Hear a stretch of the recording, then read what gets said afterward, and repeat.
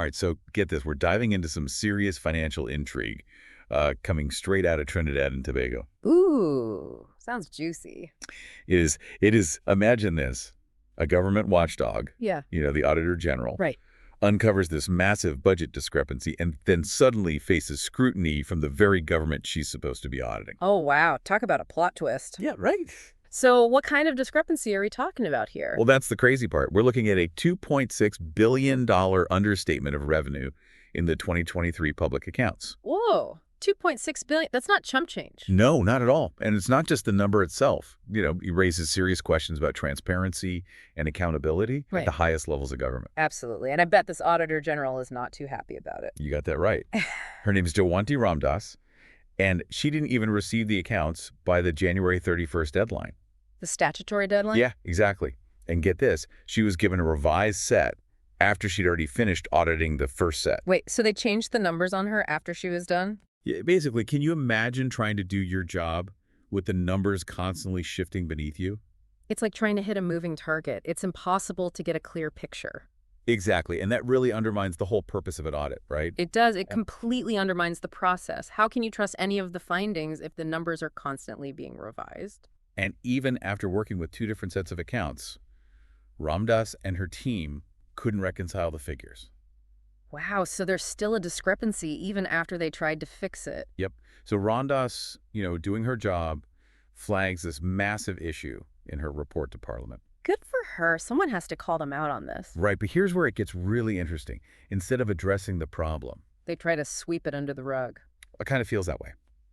The Ministry of Finance, headed by Colm Imbert, who was also acting prime minister at the time, decided to launch an investigation An investigation into what? to the Auditor General herself. Hold on, they're investigating the person who found the problem, not the problem itself. Seems a bit backwards, doesn't it? Yeah. It's like blaming the messenger instead of addressing the actual message. And that's exactly what Ramdas thought. She felt that this was a direct attack on her constitutional protections as Auditor General. Right, because her office is supposed to be independent, free from government interference. Exactly. So she did something pretty bold. She launched a legal challenge against the investigation. Wow. She took the government to court. She stood her ground. Now, what happened next? Well, you'll have to wait for part 2 to find out. Well, initially her challenge didn't go so well. Really? Yeah, Justice Westman James, he rejected her application. Why was that? He argued that the Constitution didn't protect her from this specific type of investigation. Interesting, but she didn't give up, right? Oh, absolutely not. Ramdas is a fighter. She took her case to the appeal court, and they saw things differently. Okay, so they sided with her. Exactly. They said, yeah, this lawsuit can move forward, and that basically stopped the investigation into her and her whole office right then and there. Wow, so the investigation was completely halted. Well, for her and her office, at least. The government, though, they weren't too happy about this. I can imagine. They appealed this decision, and took the whole thing all the way up to the Privy Council. Whoa, to the Privy Council. Yep, the highest court of appeal for Trinidad and Tobago. That's a big deal. Hmm. So what do they have to say about all this? Well, in the end, they dismissed the state's appeal. So they agreed with the appeal court. Basically, they upheld the decision. Yeah. They said, yes, the Auditor General is allowed to challenge this investigation. Okay, so she had the right to take them to court. Exactly. But here's where it gets really interesting.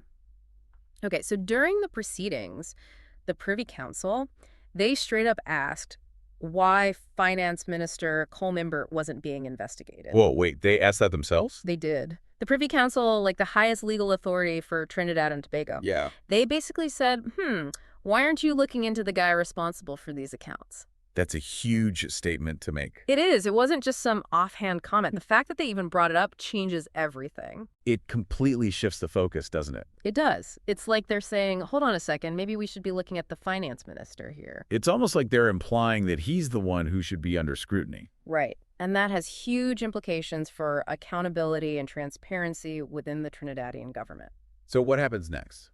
Does this set a precedent for how these kinds of situations are handled in the future? It very well could. I mean, the case is still ongoing, but the fact that the highest court is allowing the Auditor General to challenge the investigation, and they're even prompting questions about the finance minister's role, Well, it sends a very powerful message. Like, you can't just silence the watchdog when it barks at the wrong person. Exactly. This case really highlights the crucial role of independent bodies like the Auditor General in ensuring that public funds are used responsibly and that even high-ranking officials are held accountable. This Privy Council intervention feels like a huge victory for transparency. It is, and it could be a turning point in how we view financial accountability, not just in Trinidad and Tobago, but potentially in other countries as well. It feels like we've gone way beyond just some accounting error, you know? Yes, much bigger than that. This whole thing really highlights just how important it is to have a strong auditor general, someone who can really hold the government accountable. Absolutely. Right. We're like the public's eyes and ears, making sure our money is being used responsibly. Exactly. And if they can't do their job without fear of, reprisal, then what kind of accountability do we really have?